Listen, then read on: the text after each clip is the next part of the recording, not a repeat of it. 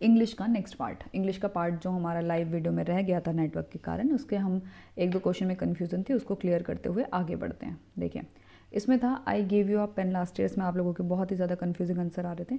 हमने उस टाइम शायद आंसर सेकंड टिक किया था मे बी, लेकिन ये कब होता जब इसमें बाय मी होता, ठीक है।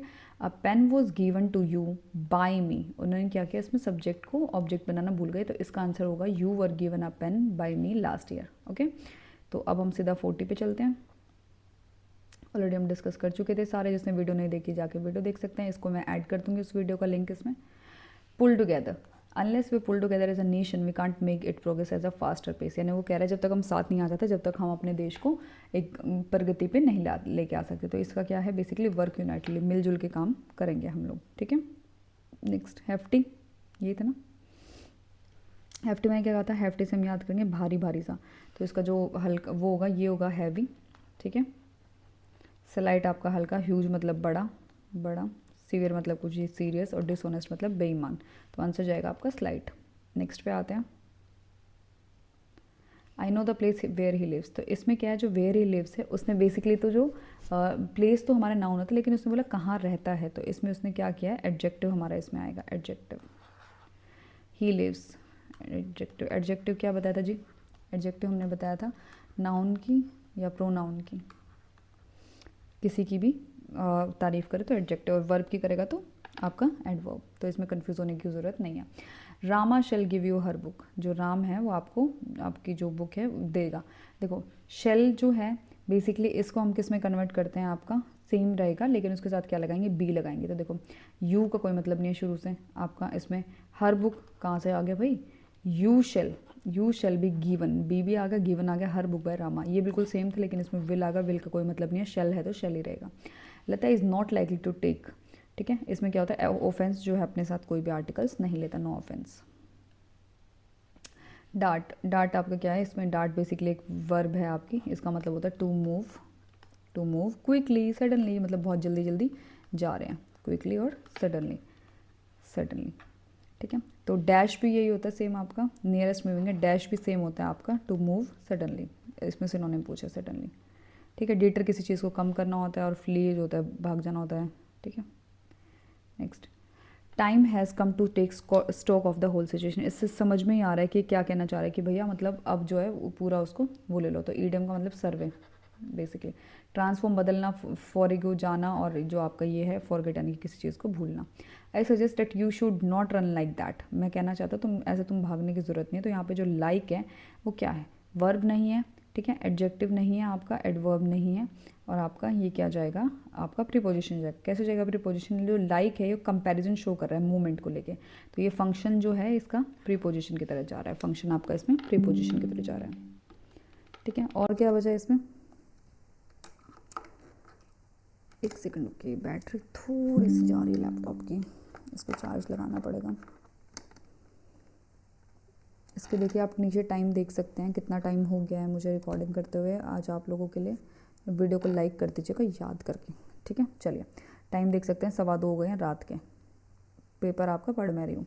चलिए इसमें क्या है, आपको क्या करना है, इसको रीअरेंज करना है। तो देखो रीअरेंज में आपको एक चीज़ समझ में आ रही होगी, ये कुछ सबसे पहले तो मुझे ऐसा दिख रहा है ये द चीफ मिनिस्टर वाला पूरी स्टोरी, तो है द रिच इंडस्ट्रीज। देखो चीफ मिनिस्टर से शुरू हो सकता था, ए से कौन सा, ये वाला chief minister, the chief minister accustomed to the rich industry to meeting last में नहीं आएगा, तो इसको हमने इसलिए काट दिया, और कोई ऑप्शन बन नहीं रहा, तो यहाँ से शुरू करेंगे द रिच इंडस्ट्रीज आगे क्या है, C, to meeting was accustomed the chief minister, ठीक है।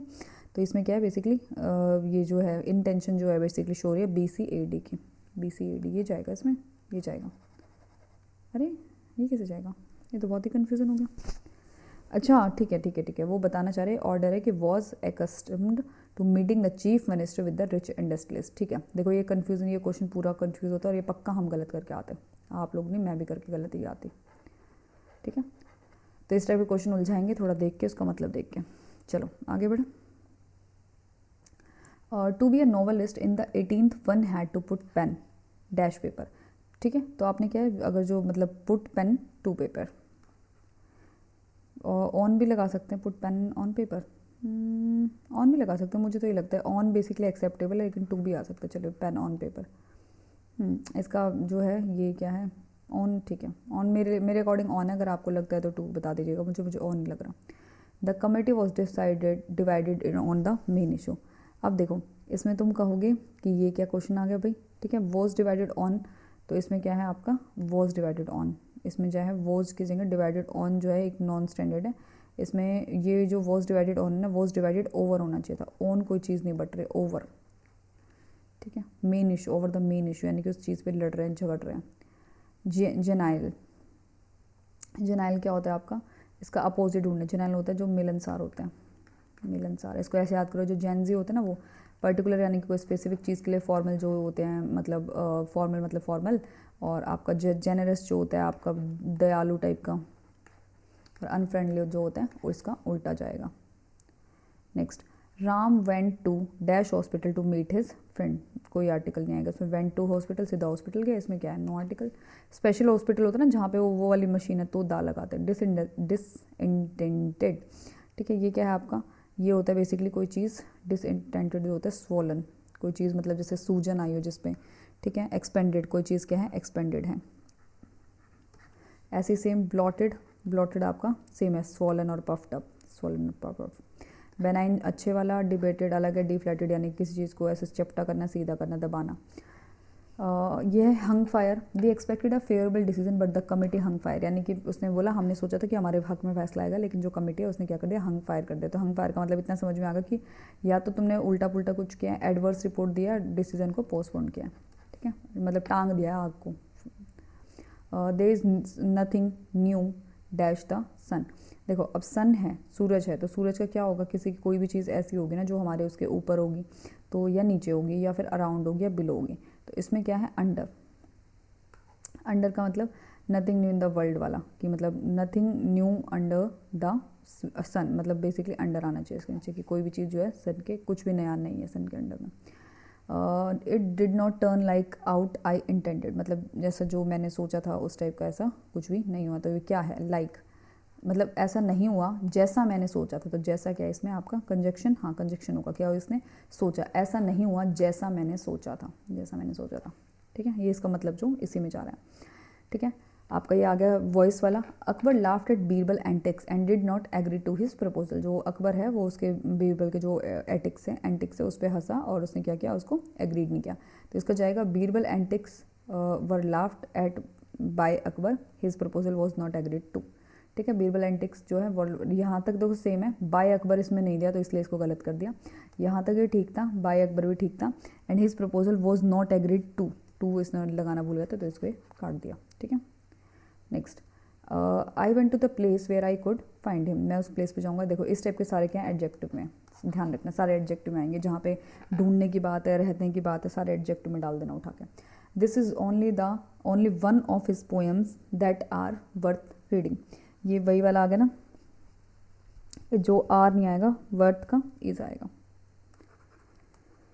वन ऑफ के साथ ये पोएम्स, और उसके बाद आपका क्या है, सिंगुलर है, मैंने कहा था एस और एस में से जो है एस लगेगा तो वो सिंगुलर है, सिंगुलर के साथ सिंगुलर वर्ब लेगा, इज आएगा, तो आपका सी में गड़बड़ है। आज जी आगे बस होने वाले हैं।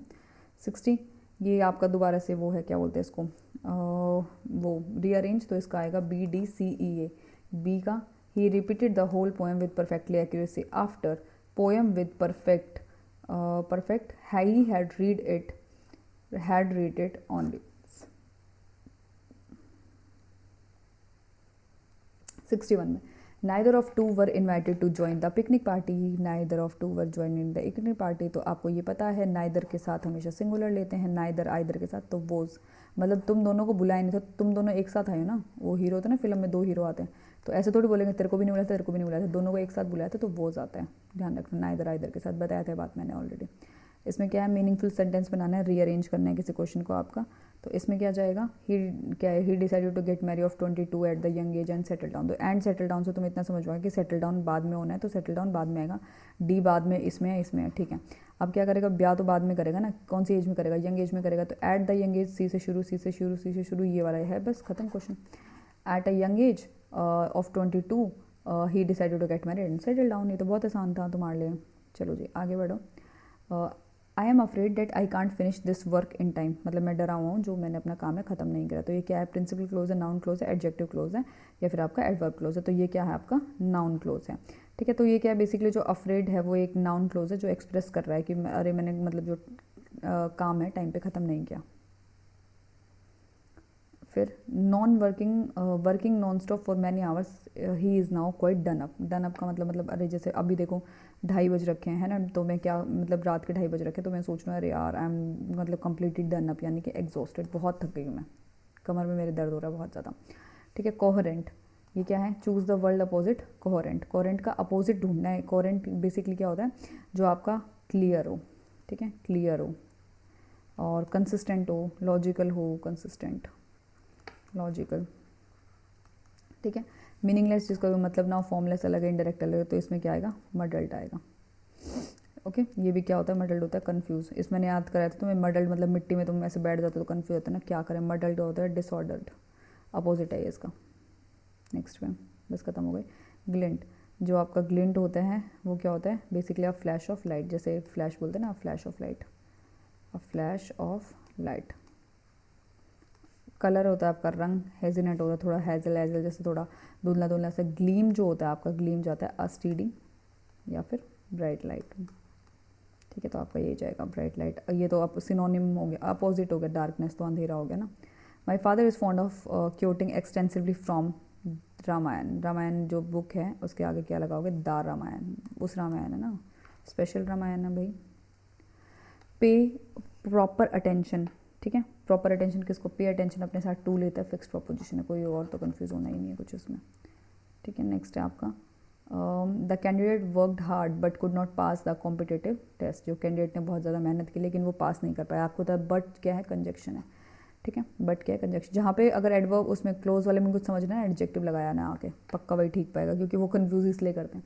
एक्टिव से पैसिव वॉइस बनाना, the worker criticize their master for being unfair to them. मतलब जो वर्कर्स ने अपने मास्टर को क्या किया, क्रिटिसाइज़ किया, तो किस लिए, क्योंकि वो उनके साथ अनफेयर हो। तो फॉर बीइंग अनफेयर, ना जी ना, कोई मतलब नहीं। The master has been criticise, the master has been criticise.